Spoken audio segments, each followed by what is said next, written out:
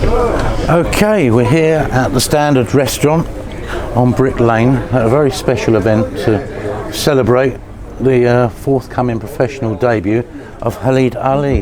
How are you, Khalid? I'm okay, Richard. How are you? I'm good. Now, it struck me watching you there at the top table and all these people wishing you luck and paying tribute to you. It must feel quite overwhelming. 100%. I'm not normally a nervous person. If you know me, you know I'm quite eccentric. I'm quite open. But man, yeah, I felt very nervous because you got the bright lights, cameras, some media outlets coming, some Asian media outlets coming. So I was quite nervous, not to say the wrong thing. You know what I mean? I got to say the right thing at the right time. Yeah, I was very nervous. The bar was set very high, wasn't it? Because you had like sponsors and people from the community sort of wishing you well and giving a bit of their own experiences, and they're there talking about you, and you're sort of thinking, you're probably thinking, what am I going to say? Like for the Bengali community, it's a big thing for a Bengali male to turn professional and to be on a big stage such as being signed with Frank Warren. Everyone knows Frank Warren, so for the whole community to be behind me, it's a massive honor. Even my sponsors, without them, I'd probably be working in Iceland doing 20-hour shifts a week, being tired, going training. You know how boxing is. Some people have financial backing, some people don't. And if you know the people that don't have financial backing, it's very hard for them. So I'm very fortunate enough to have them, and they sponsor me for the next 5 weeks, so I can put my mind fully on training and not have nothing to worry about. So, it looks like you're going to have a lovely support from the local community. 100%. You got to watch on Fight Night. I got a little surprise. I got massive surprise. You're going to see a lot of my logo everywhere. A lot of people. As far as we know, you are the only professional Bengali boxer in Britain. Has this been verified and checked? No, it's 100%. It's the first one to be signed with Frank Warren, to be signed with Big Ma. Yeah. I don't know. You don't think there might be one on the small hall somewhere that we don't know about? Probably, maybe. I don't know. There's hundreds of good fighters out there. You know how it is boxing. But you could be the first of many, and that's got to be a goal of yours, because 100%. Like you say, you're in the heart of the community here, you've got the backing of all these people, and there's going to be a lot of young children who are going to be looking up to you and watching what you're doing. Absolutely, that's how it works. You know how it worked with Prince Naseem and Amir Khan. One came through, another 100 came through. Amir Khan, one Pakistani came through. You got Hamza Shiraz taking stage. That's how it is. That's how it's going to hopefully be with me. I want more of Bengali people, more mixed heritage Bengalis to come through and say, look, I can do it as well. Because do you find that a responsibility? No. It's more of I feel blessed. I feel blessed to hopefully give other people a chance to really push through the doors like I'm doing. Now, I remember speaking to you some months ago, because everything's got held up by the pandemic and everything, you're turning over and everything else. I remember thinking, being brought up in the heart of Brick Lane, how on earth are you going to make weight or diet? It's going to be walking up this road when you're hungry, trying to make weight. That's going to be a living nightmare, isn't it? I don't come out. To be honest, I don't come out. You see all the beautiful curry restaurants here. This curry restaurant here, they do the nicest prawn curry ever. I don't come out. I hibernate. I hibernate, especially this fight. I make sure everything's on point. Me, I love a nice curry. Curry with some white rice and poppadoms, some mangoes. You get me hungry now. How does curry rate on the clean foods list? People say Nando's isn't too bad, but where does curry rate? Probably like close to doner. Really? Close to doner. It's terrible. It's terrible. The amount of oil, the rice, it all stays in your stomach for a couple of days. It's a good cheat meal. That's where I've gone wrong. You're all right.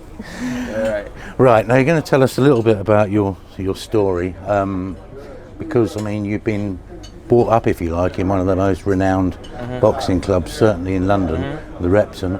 I understand, but you were at Newham, and your father was a Repton boy himself, and eventually he decided he was going to take you to his old club. So I started off with my dad in Gym Cook KO, and after that I went to Newham ABC to start my amateur career off.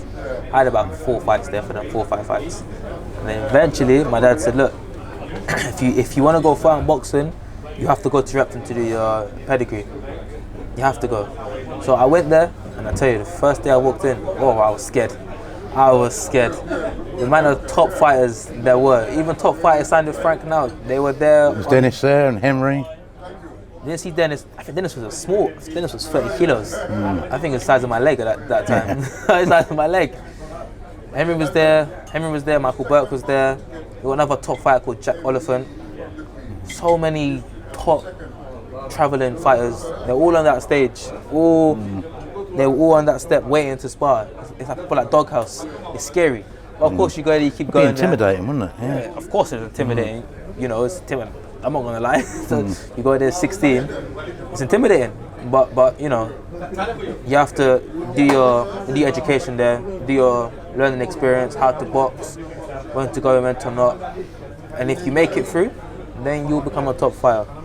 And I'm lucky enough and fortunate enough to keep going with kind of like a graduation process. Graduation, exactly. It's like studying in uni. You do it, you learn, and then if you graduate, you go on to the next step. If you don't, you stay there however how long. Because believe me, Richard, those are top fighters, but they're still in Repton. They're still in Repton and they haven't turned pro yet. And there's so many fighters in Repton that can be world champions, or can be British champion or European champion and make good money from boxing, but they're just still in Repton still. How many fights did you sort of have across your amateur stint? I say about 40, but I could not remember off the top of my head. I'm going to be honest with you, I can't remember. I say 35, 40. I've lost about 6, but all to top level boys. And from all of them 6 losses, I've learned a hell of a lesson and what not to do and what to do and how to train. Of course, you know, some fights amateur, you don't train that hard. Of course, you pay for it in the ring. Like, you know, I pay for some of it in the ring.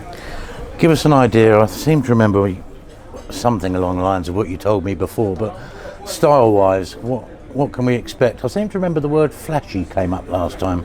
Yeah, I'm flashy, but I don't like to be too flashy. I'm quite slick. I'm a slick southpaw with, I don't want to big up myself too much, but I got very good footwork. And I hit hard. I'm not left-handed. I'm actually a conventional southpaw. So I'm actually right-handed, so I got a strong jab. I hit harder with my left hand. It doesn't make any sense, really. It doesn't make no sense. I hit hard, so that's what makes me dangerous. Southpaws are very hard to fight.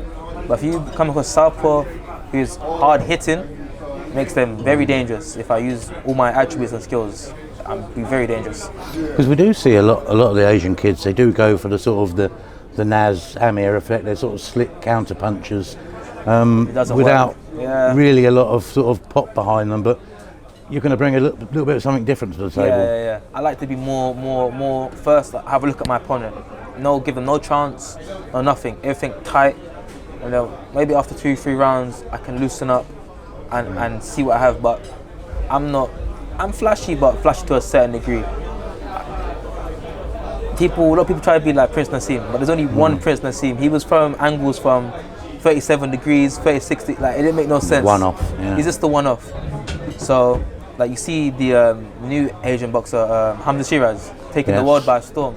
He keeps his style, his attributes, strong man, comes forward, takes you out. You know, it's very important to be yourself. Very important to be yourself. I was going to come on to Hamza because I'm going to ask you about a couple of influences on you and your boxing. And firstly, I'd like to bring up Maurice Hope. Yeah. You know, to walk in here today and see you, former Olympian, former world champion, a great man here, and I was thinking, wow, you know, what's his been input into your career? Maurice Hope has all Repton people know him. Maurice Hope, he's in the gym, he loves boxing. He's a Repton boy himself. Yeah, he's a Repton boy. He still comes down to the gym, Repton gear, gives all his boys advice. I think I met him 4 years ago. You've obviously become very close to him. Yeah. He's a nice guy. I used to spy his countryman, some man called Houston Ryan. Bad man. Yeah, his countryman used to give me the toughest spars, you know. And Maurice respects me because he knows I'm very skillful. I'm skillful, but I'm also a nice guy. All boxers are mean in the ring, but when you come outside the ring, nice guy, wise guy, he likes me. So he shows me respect, I show him respect, and we just work from there.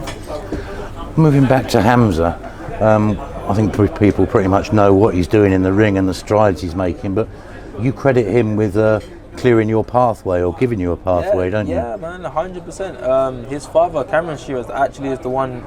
Cameron Shearers and Taz Khan, Amir Khan's uncle, they played a major role in me getting a deal with Frank Warren. You know, they pitched out, look, he's Bengali, he can do this. Frank Warren took a risk, and you know, so for me, really, I'm just thankful to them to going out their way to help me. You know, that's why Hamza Shiraz and his team, they're gonna go all the way because they're just generally, they're nice people. When you meet nice people, you wish them well. So I wish Hamza Shiraz, Cameron Shiraz, all their family, Team Shiraz, the best. I'll tell you a fun fact. I used to spar Hamza when I was back at Newham. I used to spar Hamza back at Newham. He was quite little. Yeah. Years ago. He's shot up in recent years, hasn't he? I got a photo. I got a photo on my phone. Me, him, another Bengali fighter when he was all young. You know, his style was a lot different to now. His style was a lot different. He was a classy boxer. Now he's dangerous now. To put it like that, he's very dangerous. Right, we're close to wrapping up, but we can't go without mentioning your debut, which is September 11th at the Copper Box Arena. You got on the undercard of Sonny Edwards making the first defence of his IBF world title. Now, as places to start goes, that isn't a bad place, is it? Probably every kid's dream to be in a world title undercard. And Sonny Edwards, a classy boxer. I think he was a Repton. I'm not sure if he was a Repton boy as well. Yeah. He's a Repton boy as well? Yeah. Exactly. So, you know, you got Repton leading the way. If you see how many fighters Frank Warren's got, Repton. So, for me, it's an honour to be on September 11th undercard, and it's a chance for me to display my skills and to show Frank Warren why he signed me, and you know what I mean. I want to show that I'm the real deal. Apart from having a big backing, you have to be able to fight. And I know I can fight, but now I need to prove it to Frank Warren and his team, so they know I can fight and they're happy with me as well. So when September 11th is done, he's back to work in Iceland, is it? Maybe. Iceland keeps me grounded. Unfortunately, Iceland keeps me grounded. I was keeps there. You cold. Cold, exactly. I don't work on the cold bit. I don't work on the cold bit, thank God. I worked there for 1 week. They chucked me off. They said, nah. Yeah, maybe. Iceland kept me grounded in COVID, you know, when no one had jobs or had nothing. And key worker. I was a key worker. You know, I was there every day, stocking shelves, everything. That's the normal guys trying to be special. Well, you're not alone. You've got Brad Foster, who's fighting for the European Super Bantamweight Championship soon. He does his shifts in Tesco's, local to him. You know. Exactly. He carries on. Exactly. But hopefully, I wanna do boxing full time. But hey, I'm supposed to be working the next day. I booked holiday off. I booked holiday off for that day, September 12th. Right, Khalid, we wish you every success. Thank you, Richard. In your new venture. Your professional debut coming up September 11th. It's been a lovely event today. You know, your dad's done you proud. Some nice food there, isn't there? Yeah, I'm going to have my eye on that food in a minute. But the best of luck, and you know, like I say, every success for the future. Thank you, Richard.